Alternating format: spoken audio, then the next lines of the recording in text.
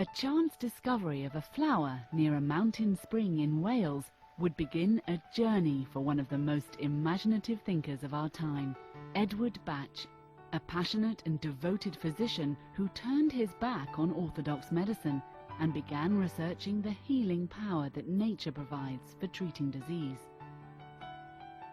Dr. Bach was a respected bacteriologist, pathologist, and London physician in the early years of the 20th century. According to his theories, emotions are linked to physical disorders. His flower remedies interact with whatever negative emotions a person is experiencing at that moment to bring those emotions back to the positive. Like many pioneers whose discoveries advanced the fields of science, the life of Dr. Bach was not without controversy. And like other innovators who make unique discoveries, some thought of him as an eccentric. But his intuition about the power of nature eventually culminated in the discovery of 38 flower remedies that would change the way people approached the art of healing.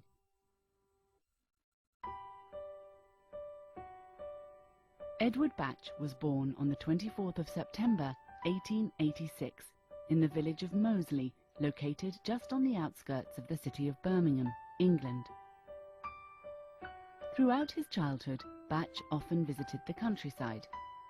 He was an intuitive boy, very sensitive to his surroundings, and enjoyed walking among the trees, birds, and wild flowers.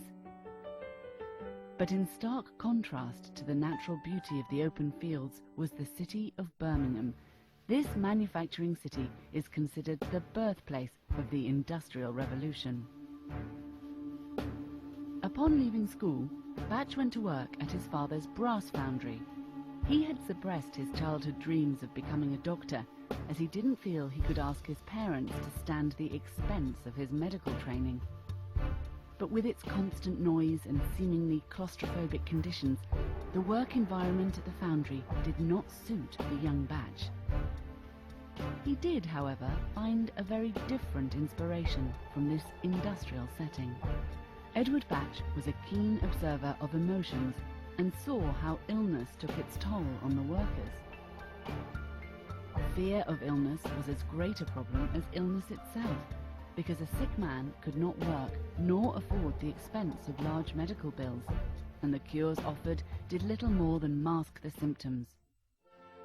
Finally, Bach told his father of his desire to become a doctor. With his family's blessing, he left the foundry to pursue his passion for alleviating human suffering and went to Birmingham University to study medicine. For 6 years, Edward Bach voraciously consumed his education, first at the Red Brick University of Birmingham and later at University College Hospital in London, where he qualified as a physician in 1912 and joined the Royal College of Surgeons. A year later, he obtained the further degrees of Bachelor of Medicine and Bachelor of Surgery, and in 1914 added a diploma in Public Health from Cambridge. During his tenure at University College Hospital, he researched vaccine therapy in the bacteriological department. Bach discovered that certain intestinal bacteria were closely connected with chronic disease and its cure. He developed vaccines from these bacteria that were found to purify the intestinal tract. While encouraged by the results of many vaccines, he was distressed over the use of injection, given the pain caused by use of the syringe needle. By the time the First World War broke out, Bach was already highly regarded as a physician. The hospitals in England overflowed with soldiers returning from the front line.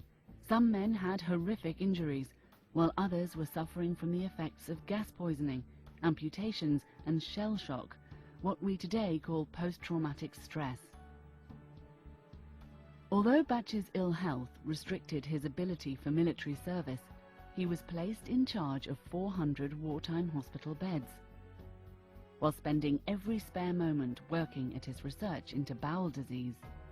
During his time spent with the injured soldiers, he began noticing that some, with the same conditions as others, fared much better in the healing process, though he wasn't certain as to why.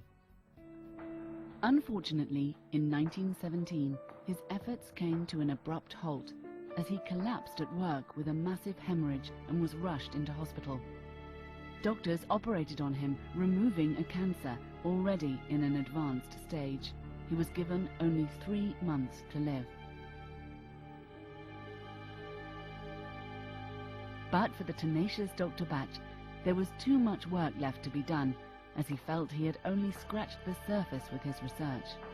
Though still very weak and just able to walk, he got back to his laboratory with an intense desire to do all he could in the short amount of time he had.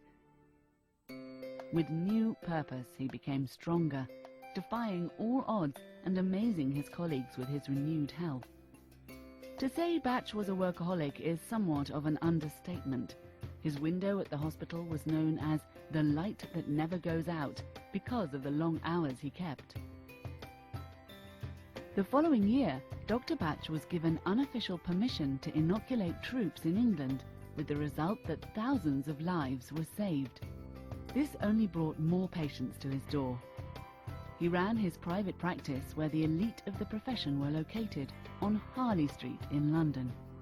Because of his immunology research, he was looked upon as a genius with an even bigger future in front of him. And yet, though a successful physician in the middle of the city, Bach's yearning to live closer to nature was one that never left him. He was known to walk to a small park in the city and just sit and look and listen to nature in the midst of the bustling city. Ironically, that same love also caused him great pain, as a city park was no match for the pastoral countryside he had enjoyed as a child. In March 1919, Edward Bach was appointed pathologist and bacteriologist at the London Homeopathic Hospital. Exposed for the first time to the principles of homeopathy, Bach set out to delve deeper into the subject. Of particular interest to him was the Organon, the seminal text on the subject written by the father of homeopathy, Samuel Hahnemann. Though Hahnemann's discoveries had been made over a century earlier, Bach was fascinated that Hahnemann had, too, seen a connection between intestinal toxemia and chronic disease. He decided to prepare the bacteria using homeopathic methods to see if those preparations would work as well as the vaccines. This was a great success, and the new remedies became known as the 7 Bach nosodes. Hahnemann's theory was to treat the whole person rather than the symptoms of disease alone, and he stressed the importance of the mental and emotional state of the person being treated.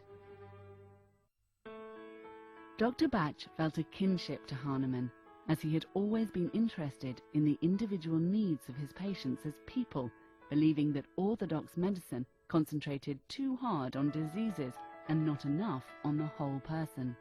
He revelled in the idea that Hahnemann's ideas might lead him to the safer and more natural way of treating the cause of disease that he had dreamed of as a child.